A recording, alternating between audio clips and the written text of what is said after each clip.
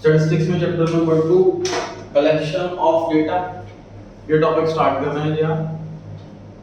देखिए stats basically क्या है, डेटा इकट्ठा करो, इंफॉर्मेशन इकट्ठी करो, उस पर एनालिसिस करो और फिर कुछ कंक्लूजन निकालो और यूजफुल इंफॉर्मेशन अपना एक्सेप्ट मतलब एक्वायर करो।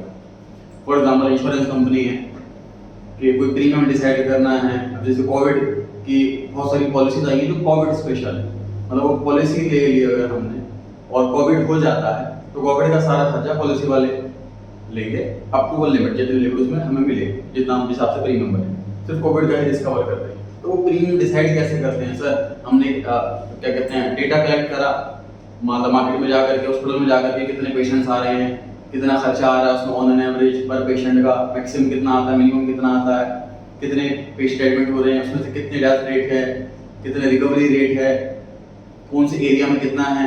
ये जो प्रीमियम का अमाउंट है ये एरिया वाइज भी डिफर करता है। जैसे वो तो क्या करवाते हैं, जैसे दिल्ली में प्रीमियम ज़्यादा, यूपी में प्रीमियम कम है क्योंकि दिल्ली थोड़ी ज़्यादा polluted city as compared to UP. तो कुछ लोग क्या करते हैं, जैसे आधार कार्ड यूपी का बनवाया हुआ है तो मतलब बनवा लिया और फिर पॉलिसी ले ली ताकि प्रीमियम का अमाउंट कम जाए, क्लेम उतना ही मिले, क्लेम उतना ही मिलेगा चाहे वो दिल्ली में रहेगा। नहीं कॉन्सेप्ट वही है ना। देखो मान लीजिए मैं यूपी में रहता है तो मैंने इंश्योरेंस पॉलिसी ले ली तो मेरा प्रीमियम कम जाएगा, पॉलिसी उतनी मिलेगी।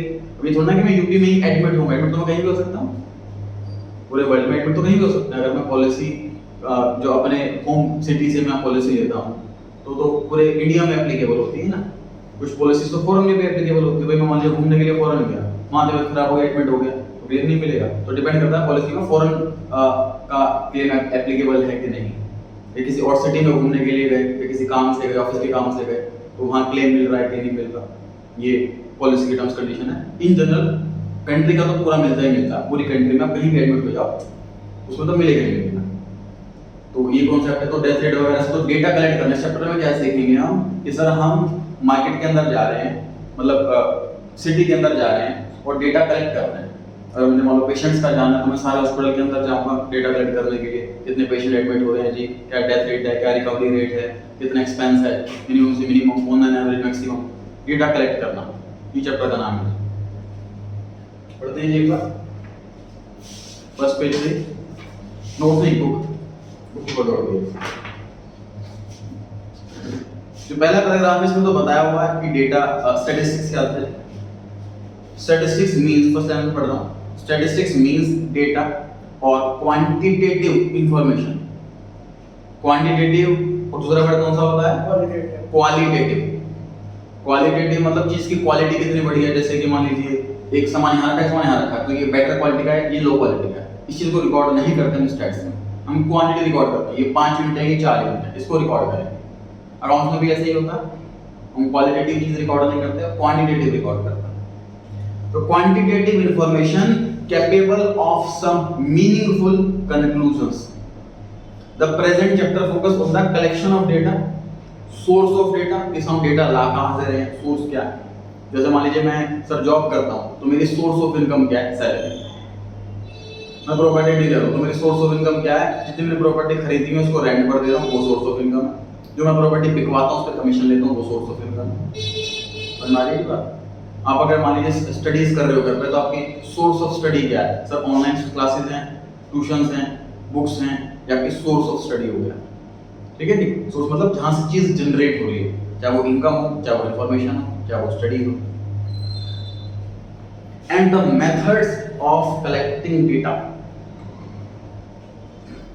ये सोर्स पे चर्चा करते हैं। डिटेल्स वर्ड सुना है किसी ने?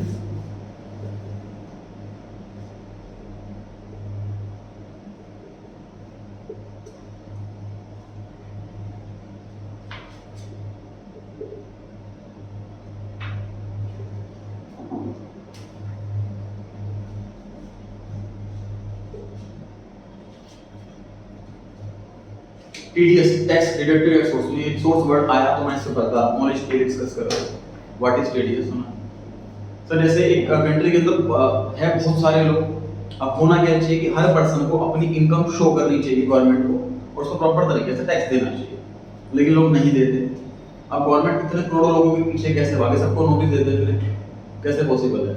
उसके लिए बहुत दिमाग लगाया कि क्या करें कि टैक्स कलेक्ट हो, टैक्स बहुत कम कलेक्ट हो रहा है। उसके लिए कॉन्सेप्ट पता है क्या लॉन्च किया? एक कंपनी के अंदर मान लीजिए 1000 एम्प्लॉइज काम करते हैं। अब हजारों एम्प्लॉय को सैलरी मिलती है, वो लोग टैक्स देने गए, 1000 लोगों को हम नोटिस भेजेंगे तो कैसे काम चल पाएगा? तो गवर्नमेंट ने कंपनी को पकड़ लिया कि आप एक काम कर रहे हैं, एम्प्लॉय को सैलरी देते हो ना, तुमको टैक्स पहले काट लिया और हमें जमा करा। नहीं जमा कराओगे, नहीं काटोगे टैक्स तो आप पे पेनल्टी लगा देंगे, आपकी कंपनी बंद कर। ठीक है जी, टैक्स डिडक्ट कर लिया, काट लिया, सोर्स जहां से इनकम जनरेट हो रही है वहीं से टैक्स काट लिया। सब बुक्स पे भी कटता है टीडीएस। हाँ जी, बुक्स पे भी कटता है टीडीएस। क्यों सर, उस पे तो डिस्काउंट मिलता है। टीडीएस तो सोर्स इनकम पे लगता है टैक्स, ये जो है ना ये इनकम टैक्स है। बुक्स को हम परचेज कर रहे हैं, वो सेल्स टैक्स है, वो इनडायरेक्ट टैक्स है। अगर मैं बुक्स परचेज कर रहा हूँ तो इनकम थोड़ी ना हो रही है इसमें कुछ मेरी, तो वो जो टैक्स लग रहा है उसको हम सेल्स टैक्स कहते हैं, जिसका अब नया नाम जीएसटी है ना। सबसे पुराना नाम सेल्स टैक्स, उसके बाद नाम रखा गया वैट, वैल्यू एडेड टैक्स, फिर तीसरा जो लास्ट जो लेटेस्ट नाम है वो GST, goods and service tax है ना। वो सेल्स पर टैक्स लगता है, वो सेपरेट है इससे। ये तो इनकम टैक्स, इनकम पर लगता है। तो मैंने बैंक में अगर एफडी कर दी और मुझे उस पर इंटरेस्ट मिल रहा है तो बैंक वाले भी टैक्स काट करके मुझे बैलेंस देंगे। तो मान लीजिए मैं केबीसी में 1 करोड़ रुपए जीत गया तो मेरे हाथ में 70 लाख रुपए देंगे वो, बस 1 करोड़ रुपए नहीं देंगे, 30% टैक्स काट करके। तो कहीं से भी इनकम जनरेट होती है। मान लीजिए कोई मूवी स्टार है, उसने मूवी कर ली, उसको असाइनमेंट मिला था 5 करोड़ रुपए आपको मिले, उसको भी 30% काट करके 3.5 करोड़ रुपए ही मिले। 1.5 करोड़ रुपए उसका टैक्स का कट गया, वो गवर्नमेंट को जमा कराएगा, जो टैक्स ने इसने काटा वो गवर्नमेंट को जमा कराएगा। समझ आ रही है बात?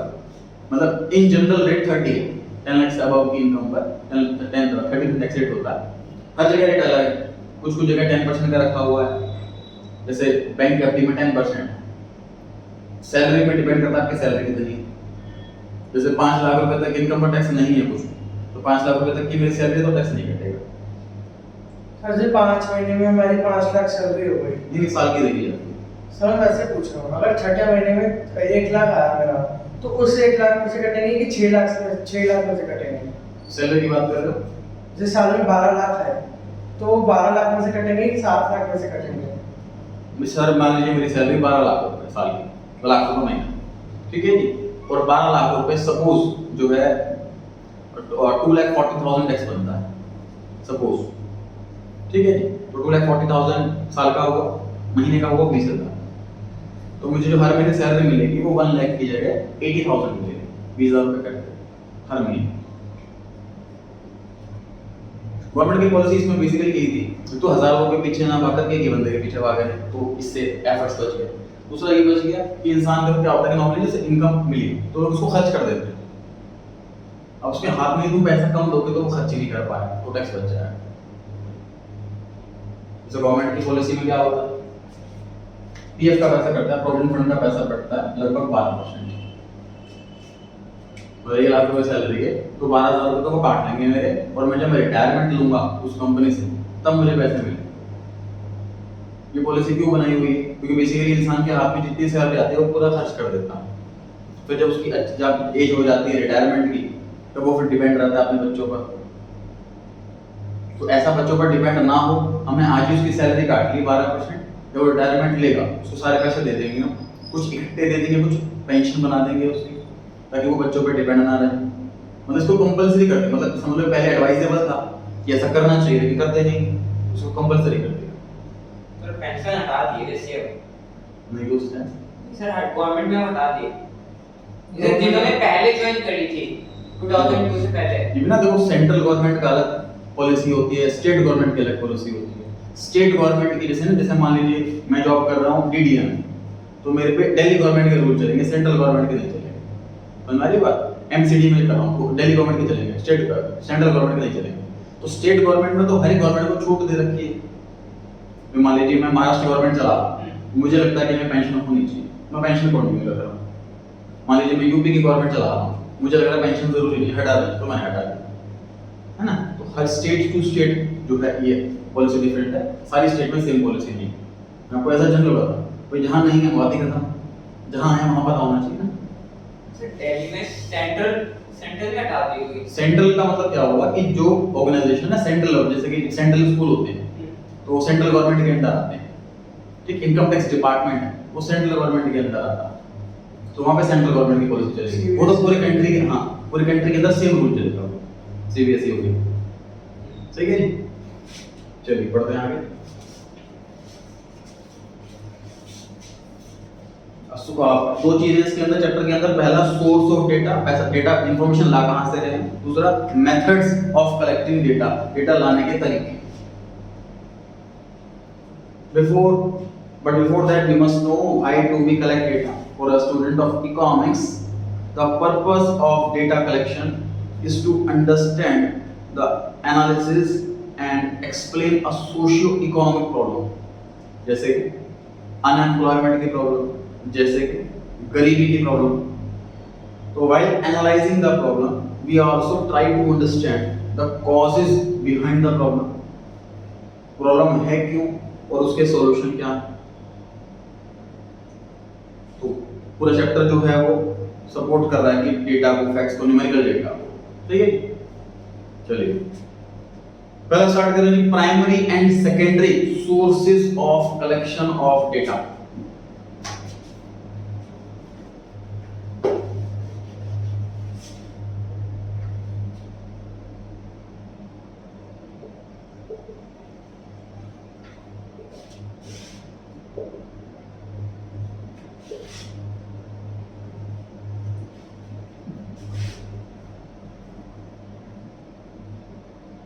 By investigator himself,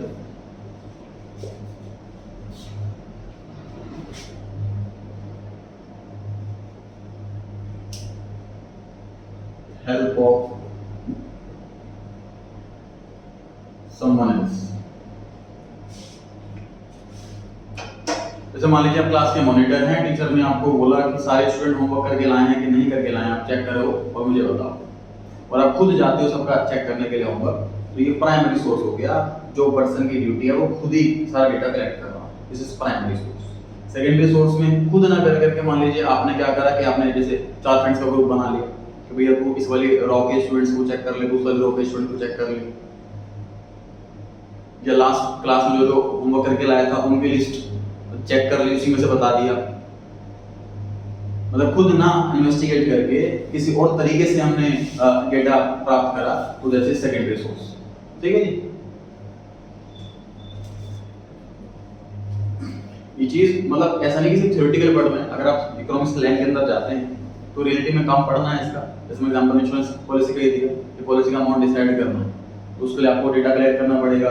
अब आप खुद जा रहे हो या किसी आपने ऑनलाइन चेक कर लिया कि इस हॉस्पिटल में क्या डेथ रेट है, उससे कैलकुलेट कर लिया, है ना। तो प्राइमरी सेकेंडरी क्या होता है पता होना चाहिए। चलिए तो पहले प्राइमरी सोर्स पढ़ रहे हैं। You want to know about the quality of life of people in your town.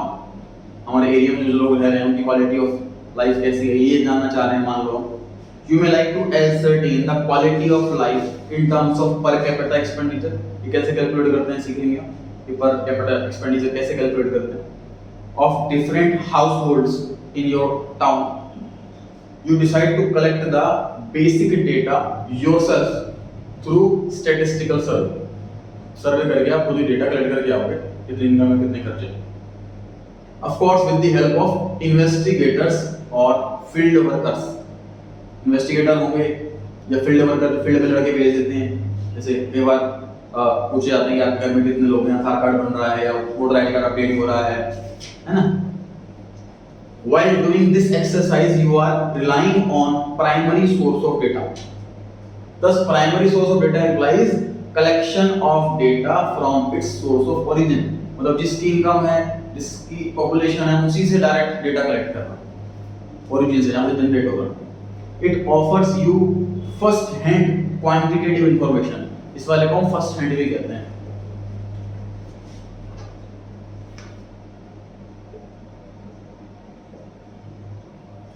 और इस वाले को क्या बोलेंगे फिर? सेकेंड हैंड, क्योंकि ये पहले की डेटा कोई और ले चुका है, कोई और यूज कर चुका है, उसके बाद फिर हम यूज कर रहे हैं, उसके बाद हम गए। तो ये प्राइमरी सोर्स हो गया, ये सेकेंडरी सोर्स हो गया, ये फर्स्ट हैंड हो गया, ये सेकेंड हैंड हो गया।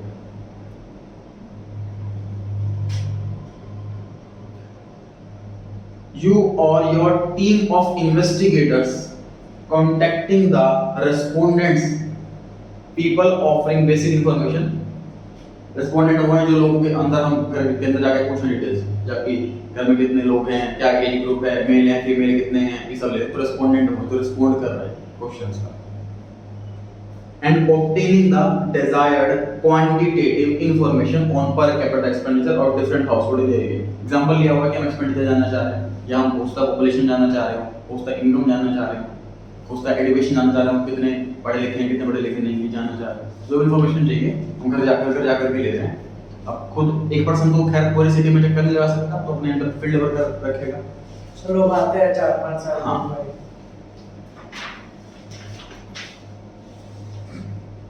चलिए नेक्स्ट पेज पर आ गया।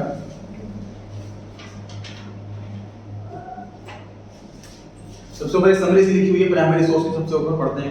Primary source of data implies collection of data from its source of origin. जहां से इंफॉर्मेशन जनरेट हुई है दैट वहीं से हम इंफॉर्मेशन लेकर के आ रहे हैं। It offers you first hand qualitative information relating to the statistical set. Clear हो गई बात? चलिए सेकेंडरी सोर्स पर आ रहे हैं। Secondary source of collection of data implies obtaining the relevant statistical information from an agency। किसी एजेंसी से ले रहे हैं, किसी और इंफॉर्मेशन से ले रहे हैं, ऑनलाइन ले रहे हैं, और an institution which is already in the possession of that information। ये possession वर्ड समझते हैं क्या? possession वर्ड समझते हैं? सर उसकी कंटिन्यूएशन में, हाँ जी, उस प्रोसेस की कंटिन्यूएशन में।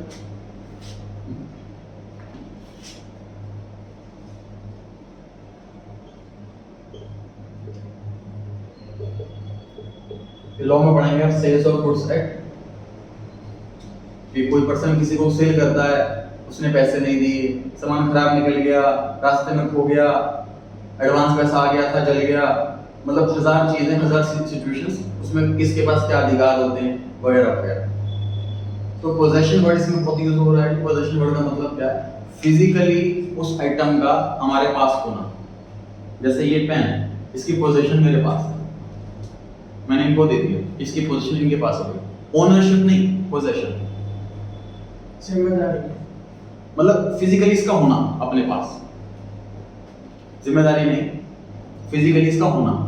आपकी बुक मैंने रख ली, उसकी पोजीशन मेरे पास है, ठीक। आपके पास मान लीजिए 2000 रुपए कैश रखा था, बोलोगे आई पोजेस 200 रुपीज कैश। पोजेशन मतलब फिजिकली उस आइटम का अपने पास होना, उसे पोजेशन कहते हैं। समझदारी की बात है। घर जब लेते हैं तो कहते हैं जी कि आपने घर दे दिया, अच्छा कितने बैलेंस, कितने पैसे रह गए, रजिस्ट्री कब कराओगे, पोजीशन कब मिलेगी। जो कोई फ्लैट बन रहे होते हैं, टावर में फ्लैट बन रहे होते हैं बहुत सारे, तो कहते हैं पोजीशन कब मिलेगी, बन रहे हैं तो अभी कहते हैं 1 साल के अंदर पोजीशन मिल जाएगी, और 1 साल के अंदर वहां पर फिजिकली रह पाओगे, उसको अपने अंडर ले लो, पोजीशन इसे। क्लियर हो गई बात?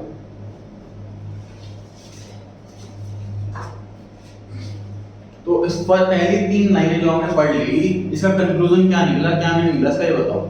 इसका मीनिंग सर ये निकला कि हम खुद डेटा कलेक्ट ना करके, हम खुद घर घर ना जा करके एक ऐसे पर्सन के पास जा रहे हैं जो ऑलरेडी उस डेटा के पोजीशन, जिसके पास ऑलरेडी वो डेटा है, वो डेटा पोजेस कर रहा है ऑलरेडी, ठीक है। आगे तो continue with the previous example, वो एक्सपेंड कर लेते हैं। Data relating to quality of life of the people of your town, the data per capital expenditure may have already been collected by the state government। इस state government ने पहले सर्वे करवाया होगा, उनके पास होगा। You can simply approach the concerned government department and request for the desired information। किसी LIC company को मुझे जानना है लोगों के इनकम ग्रुप, एक्सपेंडिचर ग्रुप, तो मैं लोगों को डेथ रेट, तो मैं गवर्नमेंट के पास जाता हूँ कि मुझे ये इन्फॉर्मेशन चाहिए, और अप्रूवल लेटर वगैरह लेकर के आएंगे, क्योंकि वो ऐसे किसी को भी नहीं देंगे। This will be a secondary source of data for you. एक सेकेंड हैंड है क्योंकि वो डेटा पहले कलेक्ट हो चुका है, किसी और से मैं कलेक्ट कर रहा हूँ, सेकेंड हैंड हो गया। Thus, secondary source implies that the desired statistical information already exists, and you are simply to collect it from the concerned agency or department. मतलब वो डेटा ऑलरेडी एग्जिस्ट करता है, मुझे सिर्फ जाकर कलेक्ट करना है. You are not to conduct statistical survey yourself, मुझे खुद जगह जाकर पूछने की जरूरत नहीं है. And you are not to contact the respondents, जिसकी इंफॉर्मेशन उस समय कभी मिलेंगी, है ना? People offering basic information. Of course, you are not getting first-hand information relating to your statistical study. You are simply relying on the information which is already existing. तो मैं बस उस पे भरोसा करना पड़ेगा. तो सपोज जो गवर्नमेंट से जिस डिपार्टमेंट से मैं इंफॉर्मेशन ले रहा हूँ, उसके स्टाफ ने गलती करी हो, मिस्टेक्स करी हो, तो वही मिस्टेक भी मेरे रिपोर्ट के अंदर आ जाएगा. मतलब मुझे भरोसा करना पड़ेगा उस पर, अगर मैं सेकेंडरी सोर्स पे कर रहा हूँ. कंक्लूजन क्रक्स लिखा हुआ है उसके नीचे, पढ़ते हैं एक बार. Secondary source of data implies collection of data from the agency or institution which already happens to have collected the data. इसके पास पहले से डेटा है through statistical surveys. It does not offer you first-hand information relating to a statistical study. You are to rely on the information. ठीक है जी? मतलब इसी paragraph से लिखा निकाला हुआ है, जो मेन जो काम की चीज पढ़ी थी मतलब वो ये था. कंक्लूजन लिखिए. चलिए, primary data, secondary data. Sir जो मैंने प्राइमरी सोर्स से डेटा निकाला है वो प्राइमरी डेटा है, जो सेकेंडरी सोर्स से डेटा निकाला है वो सेकेंडरी डेटा. मतलब सर अब सोर्स ऑफ डेटा और डेटा, इस वाले डेटा में क्या फर्क हो गया? प्राइमरी सोर्स का मतलब मैं उस तरीके को बोल रहा हूँ जहाँ से मैं डेटा कलेक्ट करा. सर मैं एक्चुअल में जाकर लोगों से पूछ रहा हूँ, तो प्राइमरी सोर्स ऑफ डेटा है ये, ठीक. और जो डेटा मिला है मेरे को, मैं उस डेटा को बोलूँगा ये प्राइमरी डेटा, मतलब फर्स्ट हैंड डेटा. सर मैं किसी एजेंसी से डेटा लेकर के आया हूँ, उस एजेंसी को मैं बोलूँगा सेकेंडरी सोर्स ऑफ डेटा है, ठीक है जी. उस डेटा को बोलूँगा ये सेकेंडरी डेटा. चलिए पढ़ते हैं answer. Primary source of collecting data offers you primary data. Secondary source of data offers you secondary data. पढ़ते हैं जी प्राइमरी डेटा के बारे में. Data collected by the investigator for his own purpose, for the first time, from the beginning to the end. मतलब सारा काम 100% हमने खुद ने करवाया. हमारे लिए ऐसी कंपनी है, हम जानना चाह रहे हैं, सारे फील्ड वर्कर हमारी कंपनी के ही हैं, किसी से हमें कोई इन्फॉर्मेशन नहीं ली, खुद जाकर हमने सर्वे करा. तो खुद का पर्पस है, पहली बार कर रहे हैं, स्टार्टिंग से एंड तक खुद कर रहे हैं, तो ये प्राइमरी डेटा होगा.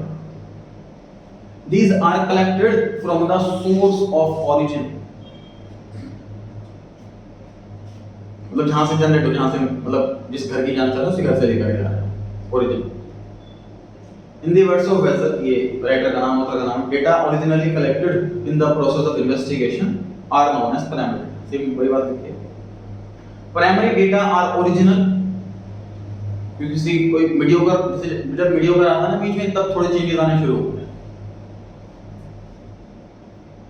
आगे बढ़ते हैं. The concerned investigator is the first person who collects these information. Investigator वही collect कर रहा है information. The primary data are therefore a first-hand information. Example, आप interested हैं study करने में socio-economic state of those students जो क्लास 11th में हैं, जो first division लेकर के आए हैं. You collect information regarding pocket allowance, उन्हें पॉकेट मनी कितने मिल रही है, उनकी फैमिली की इनकम कितनी है, घर का एजुकेशन स्टेटस कैसा है, फैमिली मेंबर के बारे में और इसी बारे में information.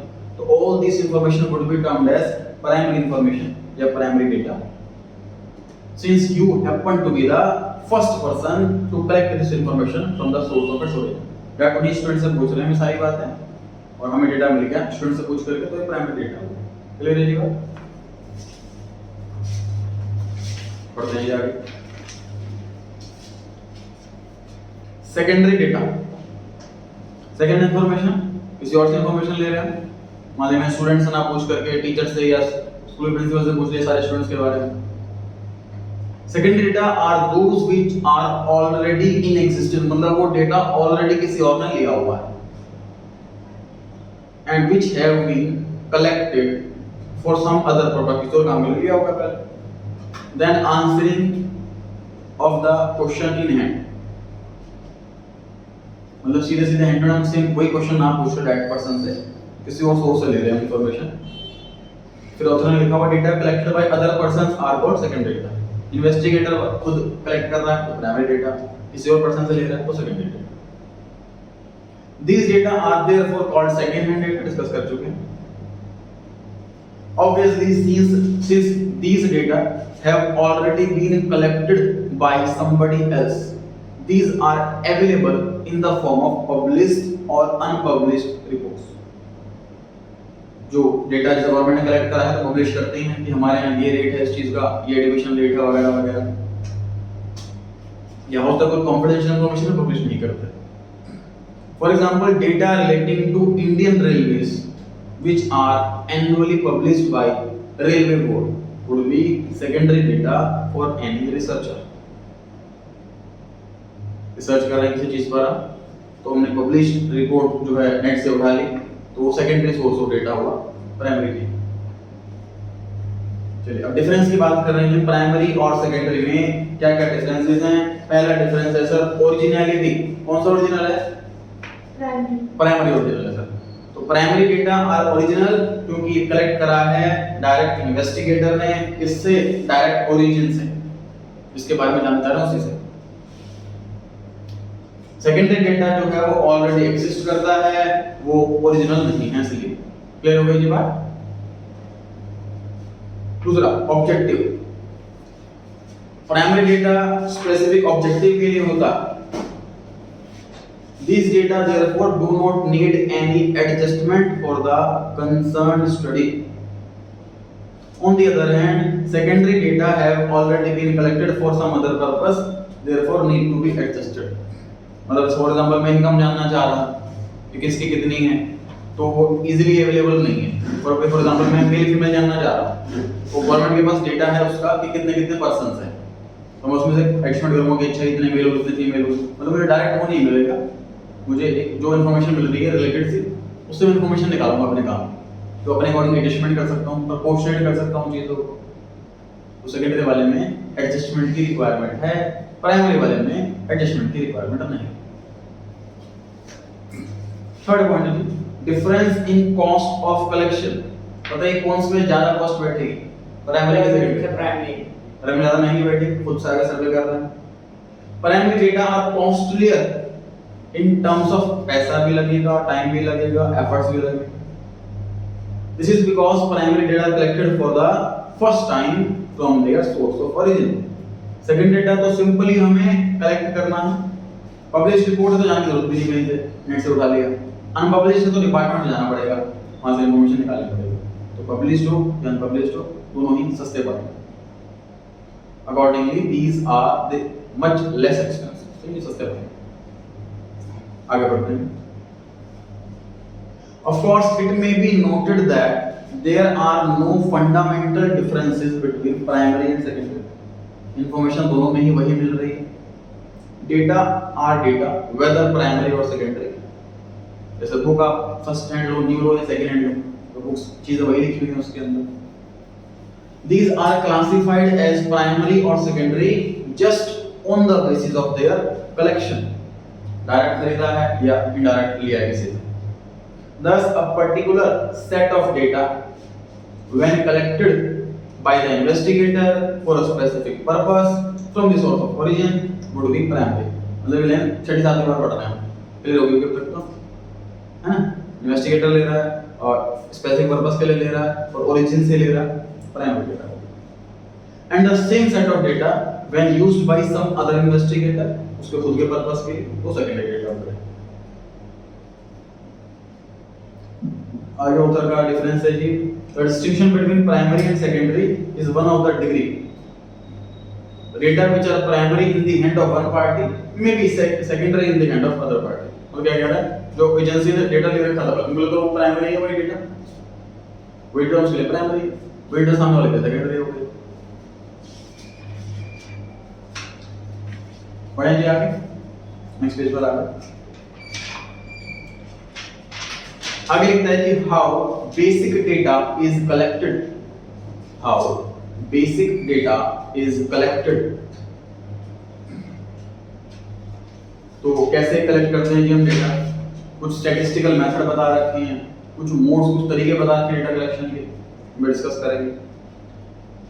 When basic data is to be collected from its primary source, मतलब हम खुद इन्वेस्टिगेटर जा रहे हैं, सेकंड हैंड पर रिलाई नहीं कर रहे, तो how do we do it? It involves the study of a set of statistical methods or statistical techniques. वो techniques क्या हम पढ़ेंगे? Following are some of the well-known methods of collecting data. Category बना रखी है जी a personal interview. Personal interview के अंदर भी 3 तरीके हैं कि किस तरीके से पर्सनल इंटरव्यू लेना है। दूसरा तरीका है डी पॉइंट में इंफॉर्मेशन थ्रू क्वेश्चनयर्स एंड शेड्यूल्स, इसके थ्रू हम इंफॉर्मेशन लें, दूसरा तरीका ये। तीसरा तरीका है कि टेलीफोनिक इंटरव्यू। तो 3 तरीके बताए गए हैं। पहला वाला बता रहे हैं कि पर्सनल इंटरव्यू में पर्सनली हम जा रहे हैं, इंटरव्यू लेकर के उनसे पूछ रहे हैं, मतलब ओरली बात हो गई। डी वाले में क्वेश्चनयर्स, मतलब हमने ना क्वेश्चन आंसर के फॉर्म में रख दिया, जैसे हम कई बार जैसे करके हम सामान मंगाते हैं Amazon फ्लिपकार्ट से, उसके बाद हमारे पास ना एक एसएमएस आता है या मेल आता है फीडबैक के लिए। तो फीडबैक में कई बार क्या होता है, फीडबैक ऐसा होता है कि आप फीडबैक में लिखें कुछ, आपको कैसा लगा सर्विस। अब वो लोगों को मतलब लिखने में लेजीनेस रहती है कि क्या लिखूं क्या लिखूं, समझ में नहीं आता। अब वो किस में आता है, वो क्वेश्चनर के फॉर्म में आता है कि आपको मतलब टाइमली डिलीवरी के आप रेटिंग कर दो, एवरेज या गुड, और कॉस्ट इफेक्टिव, क्लीनलीनेस, और उसका बिहेवियर जो है डिलीवरी बॉय का वो कैसा था। उसके बाद आगे कॉल मिलता है, आप लिखना चाहो तो लिख भी सकते हो। तो क्वेश्चनर की फॉर्म थोड़ा सा इजी हो जाता है सामने वाले के लिए बताना। ओला उबर बुक करते हैं उसमें भी ऐसे फीडबैक का तुरंत ऑप्शन आता है, उसको तो बल्कि फीडबैक दिए बिना अगली बुक भी नहीं कर सकते तुम, क्या मतलब कंपलसरी फीडबैक आती है इसके अंदर। सर उसमें भी होता है क्या, जैसे Amazon में कंपलसरी होता है फीडबैक, इसमें नहीं होता। तो ये भी देखो डेटा कलेक्ट तो कर रहे हो कि भाई कस्टमर को क्या चीज की रिक्वायरमेंट बढ़ रही है। कोई अकाउंट क्लोज कराते हैं, मान लीजिए Amazon में मेरा अकाउंट खुला हुआ है और मैं डिलीट करना चाह रहा हूं, तो डिलीट होगा नहीं तो मेरे से फीडबैक लेंगे पहले कि आप डिलीट क्यों कर रहे हो, पहले बताओ कि भाई ज्यादा सब स्पेस ले रहा है मोबाइल में, या नोटिफिकेशंस अनोइंग हैं, या कुछ भी रीजन मतलब है, तो आप रीजन दोगे उसके बाद आप डिलीट पे क्लिक करो। वो फीडबैक ही है, वो डेटा कलेक्शन ही है। वो प्राइमरी कलेक्शन होगा, सेकेंडरी नहीं हुआ, क्योंकि डायरेक्ट कस्टमर से ले रहे हो, ओरिजिन से ले रहे हैं, है ना। चलिए तो पहले वाले कैटेगरी पे आते हैं, नीचे पढ़ते हैं कि पर्सनल इंटरव्यूज, उसके अंदर 3 तरीके बताए गए थे। पहला है direct personal investigation. The direct personal investigation is the method by which data are personally collected by the investigator from the respondents. Directly हम उससे कलेक्ट कर रहे हैं। In other words, investigator establishes direct relation with the person from whom the information is to be obtained. सबसे easy, सबसे basic तरीका तो यही है, जैसे घर में जाओ पूछ लो किससे कितने लोग हैं, ये जो भी आपको जाननी है इन्फॉर्मेशन, डेथ रेट या कितने educated, non-educated, illiterate जो भी है। The success of this method, however, requires that the investigator should be diligent, efficient, impartial and tolerant. So ऐसा है, मतलब उसमें देखो सब्र होना चाहिए। हर एक पर्सन सेम कास्ट का नहीं होता, सेम एथिक्स का नहीं होता, और कुछ मतलब रूड हो सकते हैं रिप्लाई करने में, तो उसमें मतलब टॉलरेंट हो। कुछ होता मना करते हैं कि भाई कुछ बेकार में आना है, मान लीजिए फ्लैट में कोई 4th फ्लोर पे रहता, अब बेल बजती है कि जी नीचे आओ, फिर डेटा सारा बता कौन है, ठीक बात है। तो उसमें मतलब इन्वेस्टिगेटर्स में ये सब चीजें क्वालिटीज वगैरह होनी चाहिए, तभी वो आगे कर पाए, है ना। जैसे इंटरव्यूज वगैरह होते हैं जॉब वगैरह के लिए, तो मैं अपने मतलब स्टूडेंट्स पूछते थे, क्या मैंने अपने टीचर से पूछा, स्टूडेंट ने मुझसे पूछा, जो सीए के स्टूडेंट्स पढ़ते हैं, इस इंटरव्यू में मतलब सर मैंने मान लो सीए की पढ़ाई कर ली, उसके के क्वेश्चन पूछने चाहिए। ये ग्रुप डिस्कशन, ये पर्सनल इंटरव्यू, ये सब चीजें क्यों हैं? क्योंकि उसमें आपको हर चीज देखी जाती है। मतलब मुझे सिर्फ अकाउंट्स अच्छी आती है तो मेरे को जॉब मिल जाएगी, ऐसा नहीं। जैसे नेचर आपका कैसा है, प्रेशर में काम कर सकते हो नहीं कर सकते, ग्रुप में काम कर सकते हो नहीं कर सकते, आपका अकेले पे काम नहीं होगा सारा का सारा, मतलब टीम वर्क होगा। मान लीजिए सारा अकाउंट्स के जो डिपार्टमेंट, बहुत सारे डिपार्टमेंट आपको एक पर्टिकुलर डिपार्टमेंट दे दे, वो आपका काम दूसरे से पड़ेगा इसमें ज़्यादा अकाउंट्स के अंदर ये जर्नल में रिकॉर्डिंग करते हैं सारे, उसके बाद लेजर पोस्टिंग में जाते हैं। मान लीजिए मुझे लेजर डिपार्टमेंट दिया हुआ तो मेरा काम पड़ेगा जर्नल वाले से, उसी से लूँगा सारी इन्फॉर्मेशन है ना। तो टीम वर्क में काम कर पाते हैं नहीं कर पाते, ये चीज़ क्वालिटी होनी चाहिए, इससे सारी चीज़ें देखी जाती हैं। तो वो सब चीज़ें क्वालिटी होनी चाहिए उस पर्सन के पास। डायरेक्ट कॉन्टैक्ट जैसे इम्पार्शियल में, देखो ये भी इम्पार्शियल है। जैसे कुछ लोग क्या करते हैं, कुछ कास्ट का इशू रखते हैं कि भाई सपोज ये वाला एरिया है उसमें इस कास्ट के रहते हैं, मैं मेरे से बिल्कुल डिफरेंट है तो मैं इस एरिया में नहीं जाऊंगा, मैं आईडी से लिख दूंगा। ऐसा नहीं करना है, इम्पार्शियल रहना, ठीक। तो ये सब क्वालिटी होनी चाहिए। आगे direct contact with the workers of an industry to obtain information about their economic condition is an example of this method. हम इकोनॉमिक कंडीशंस के बारे में जानना चाहते हैं, लोगों को मिल रही है कंडीशन कैसे नहीं मिल रही, तो हम डायरेक्ट खुद ही एम्प्लॉय से पूछ लेते हैं कि आप बताइए क्या पोजीशन है, क्या आपको रिक्वायरमेंट है, क्या चाहिए क्या नहीं चाहिए।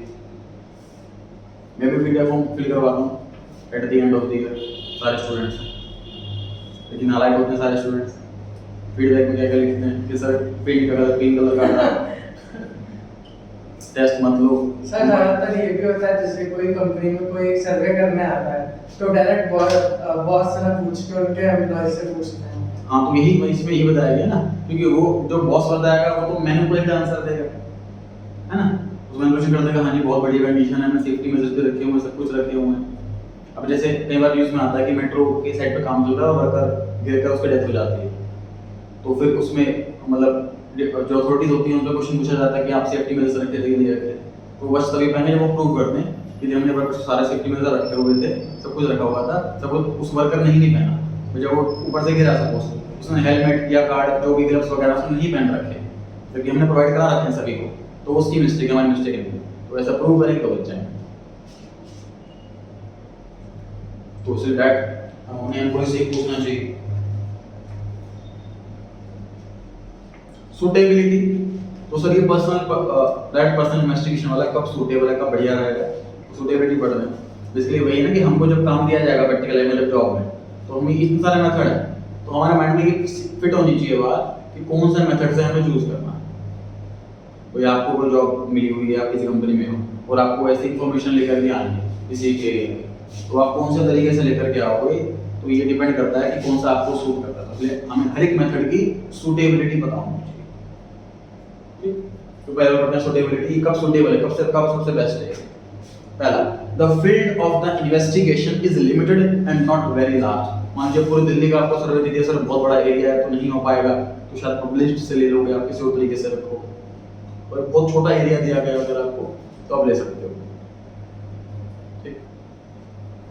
B point, a greater degree of originality of the data is required। आप ऐसी जगह काम कर रहे हो जहाँ पर बिल्कुल अंदाजे से काम नहीं चलेगा, एग्जैक्ट इन्फॉर्मेशन चाहिए आपको। इन्फॉर्मेशन जो है वो एग्जैक्ट चाहिए, अंदाजे से काम नहीं चलेगा। यहाँ पर आप रफ एस्टीमेट चल जाएगा, आपको ऐसा लग रहा, तो आप डेटा कलेक्ट कर सकते हो कहीं से। जैसे जो यूट्यूबर्स होते हैं, तो यूट्यूबर्स जो किसी भी चीज़ पर वीडियो बना रहे हैं, कोई किसी भी इन्फॉर्मेशन पर, टैक्सेशन पे या इकोनॉमिक्स पर, तो पब्लिश डेटा पर रिलाई कर लेते हैं, क्योंकि उनको सिर्फ यूट्यूब पर सिर्फ बताना है, समझाना है। उनको कुछ एक्चुअल में कुछ उनका कोई सैलरी नहीं, उसकी कुछ कट रही है, ऐसा कुछ नहीं हो रहा, उनका कंपनी का लॉस नहीं हो जाना। लेकिन सर हम इंश्योरेंस कंपनी में जॉब कर रहे हैं तो कंपनी का काफी लॉस हो सकता है, वहाँ पर ओरिजिनलिटी रिक्वायर्ड है। C option, information is to be kept secret. तो किसी और के पास जाएंगे तो ये चीज लीक होगी कि हम इस चीज का डेटा कलेक्ट कर रहे हैं या ये चीज हो रही है, और हम कोई डेटा सीक्रेटली कलेक्ट करना चाहते हैं, मतलब कोई कॉन्फिडेंशियल इंफॉर्मेशन रखना चाह रहे हैं। अगर जैसे जो कोविड वगैरह के थे, गवर्नमेंट ने कॉन्फिडेंशियल ही रखा हुआ था, क्योंकि रियलिटी में जो डेथ रेट था वो बहुत ज़्यादा था, लेकिन गवर्नमेंट ने बहुत कम शो कर रखा था। तो मतलब इसको सीक्रेटली ही डेटा कलेक्ट किया गया हर जगह से, हॉस्पिटल्स वगैरह से, और उसको अपने अकॉर्डिंग मॉडिफाई करके पब्लिश करा गया। D option, accuracy of data is of great significance. ये जो बी और डी है दोनों पॉइंट लगभग सेम से हो गए कि सर जो है जो मतलब हमें परफेक्शन बिल्कुल ज़्यादा चाहिए, एस्टीमेट कम से कम चाहिए, एक्यूरेसी ज़्यादा से ज़्यादा चाहिए, गड़बड़ बिल्कुल भी ना। E option, when direct contact with the respondents is required. कुछ ऐसा काम है जो डायरेक्टली ही हो पाएगा, एग्जाम्पल मैंने आपको दिया अमेजोन, उबर, ओला का, तो वो हम वैसे ही मान लीजिए ओला वाले वैसे ही मार्केट में ओला के कोई स्टाफ के पर्सन्स वैसे ही मार्केट में जाएं, घरों में पूछें कि आप ओला यूज़ करते हैं क्या, आपके बताओ पॉजिटिव में नेगेटिव चीज़ उसके फीडबैक दो। तो ऐसे तो सही नहीं हो पाएगा, है ना। जो एक्चुअल में यूज़ करके आया है ओला तो वो बताएगा तो बेस्ट निकलेगा। तो यहाँ पे डायरेक्ट रिक्वायर्ड है।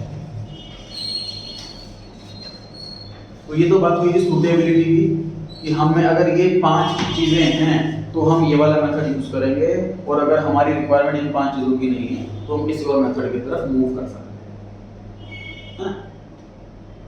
अब इसकी तारीफ करनी है कि मेरिट्स, इस मेथड की तारीफ करनी है। पहला originality, high degree of originality, सब बिल्कुल ओरिजिनल डेटा है, कहीं से कलेक्ट किया हुआ नहीं है, सेकंड हैंड नहीं है, डुप्लीकेट नहीं है, बिल्कुल ओरिजिनल है।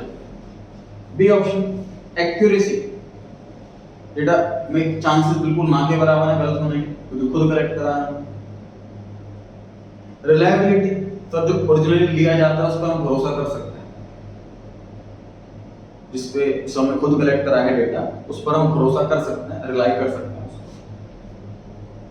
D point, related information, when in direct contact with the respondents the investigator may obtain other related information as well।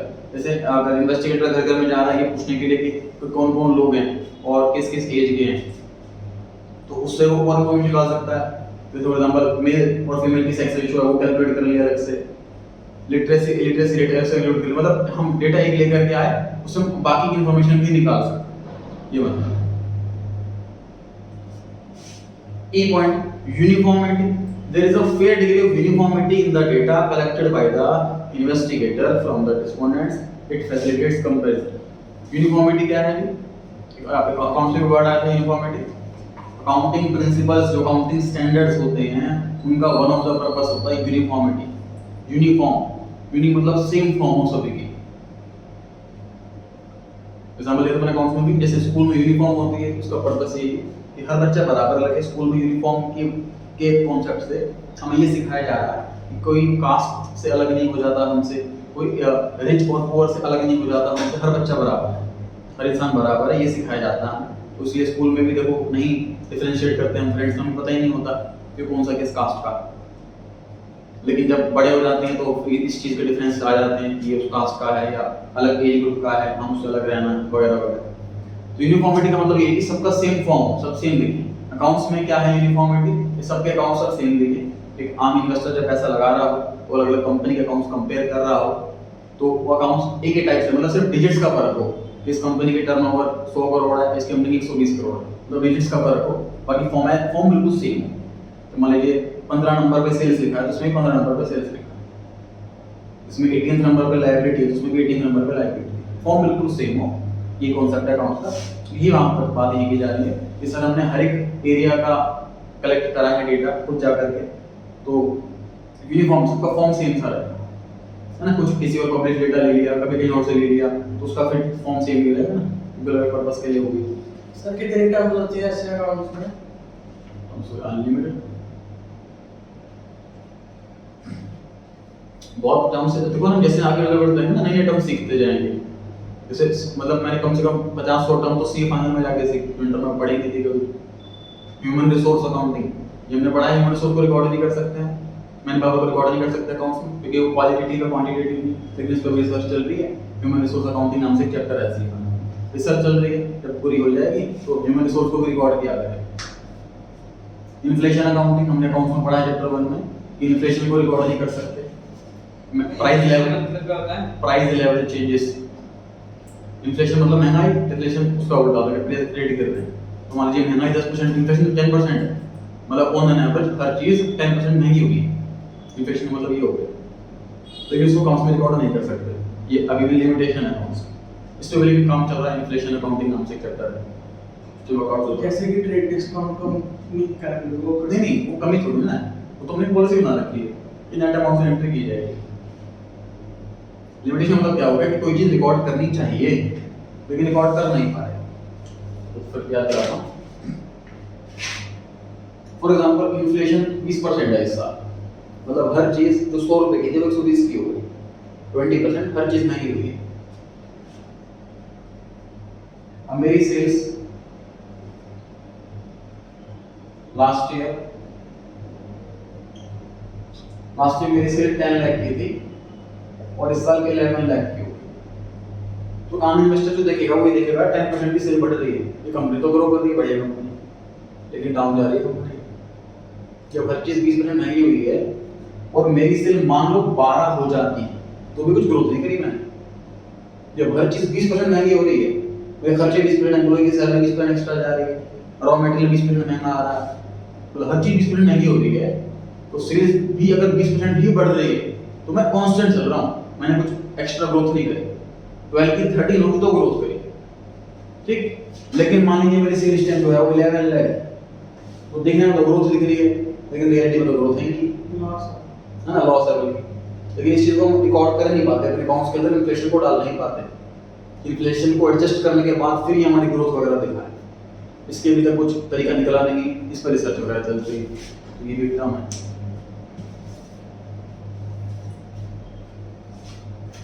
F point है जी elastic. This method is fairly elastic because the investigator can always make necessary adjustment in his set of questions. Elastic मतलब ये changeable, जितना मर्जी change कर सकते हैं इसको। मान लीजिए हमने एक एरिया का डेटा कलेक्ट कर लिया, अब हमें लग रहा है कि यार हमने ना ये वाला क्वेश्चन बड़ा फालतू है, इसकी जगह इसकी कोई रिक्वायरमेंट ही नहीं है, इसको हटा देते हैं, अगली बार जब हम अगले एरिया में लेंगे तो ये वाला क्वेश्चन नहीं पूछेंगे। या हमें लग रहा है कि ये वाला क्वेश्चन पूछने भी, हमें लग रहा है ये वाला क्वेश्चन भी पूछना चाहिए, वो ऐड कर दिया। मतलब जिस मर्जी से हम को एडजस्ट कर सकते हैं, क्योंकि हम खुद डायरेक्टली इन्वेस्टिगेट करते हैं। अगर हम सेकेंडरी वाला सोर्स रखते तो फिर ये कर नहीं पाते, है ना, वो तो हमें एक्चुअल डेटा मिलता।